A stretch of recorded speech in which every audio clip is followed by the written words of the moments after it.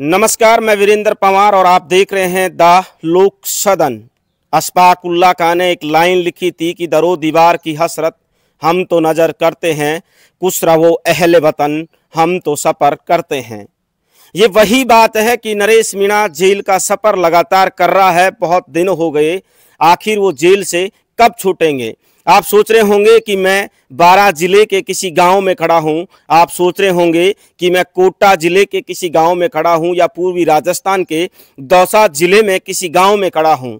नहीं, मैं अलवर जिले की टेला तहसील में खारियावास में खड़ा हूं और ये बोर्ड है नरेश मीणा का खारियावास। मैं चर्चा इसलिए करना चाहता हूं क्योंकि लगातार कई महीनों बाद समरावता कांड के बाद जिस तरीके से ये बोर्ड नरेश मीणा के बोर्ड की मुहिम शुरू हुई, उसने ऐसा आगाज किया, ऐसी क्रांति लाई कि पूर्वी राजस्थान से लेकर हाड़ौती तक हर गांव में आपको नरेश मीणा का बोर्ड दिखाई देगा। मैं जब बड़े बड़े नेताओं से मिलता हूं, राजनीतिक सियासत जानकारों से मिलता हूं, तो इस नरेश मीणा के बोर्ड ने कई कांग्रेस और बीजेपी के नेताओं की धड़कनें तेज कर दी है। उनका बीपी ब्लड प्रेशर जो है वो कहीं ना कहीं हाई कर दिया है, बेचैनी बढ़ा दी है।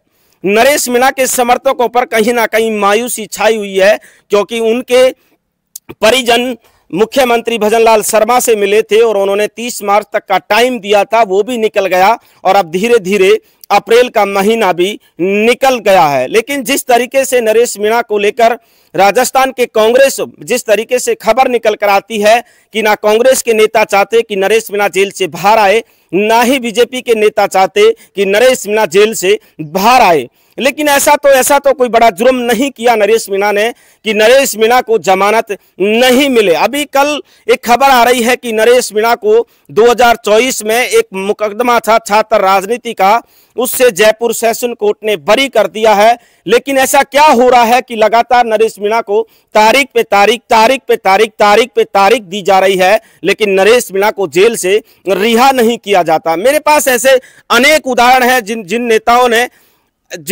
एसडीएम और कर्मचारियों को, चाहे वो प्रशासनिक अधिकारी हो या और किसी महकमे के अधिकारी हो, बहुत नेताओं ने थप्पड़ मारे और दूसरे दिन जेल से निकलकर बाहर आ जाते हैं।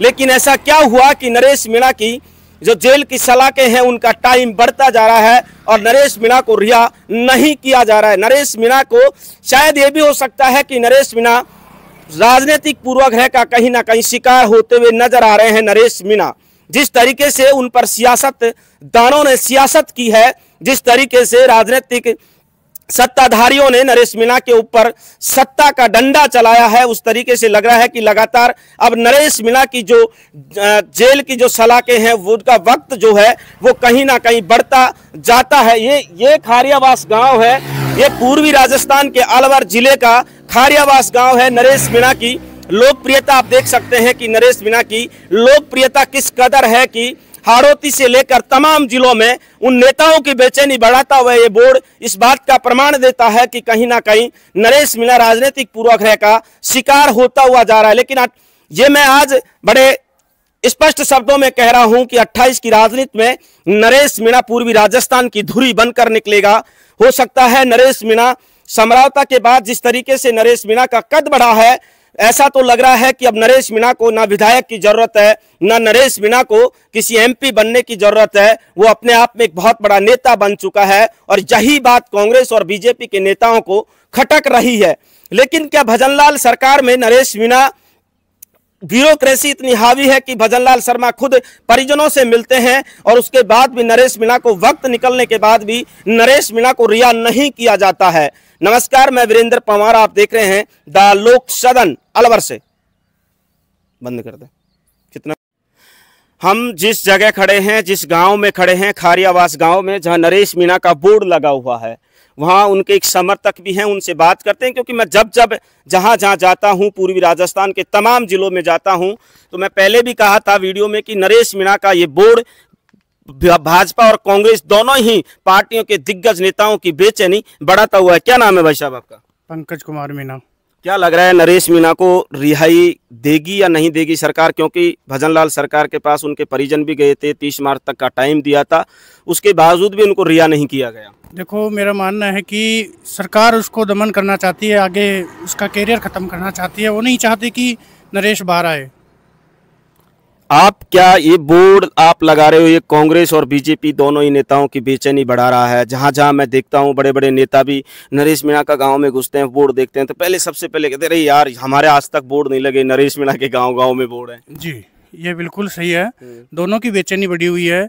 इससे ये समझ में आ रहा है कि आगामी अगर नरेश मीणा बाहर आते हैं तो इनका इम्पैक्ट इतना होगा कि क्षेत्र में सभी किसान नेता युवा मंच पे काम करके नेताओं से आगे निकलकर पार्टियों का उस पे है। नरेश जो क्या नाम हरीश मीणा, उसकी राजनीति पर काफ़ी प्रभाव पड़ेगा इससे।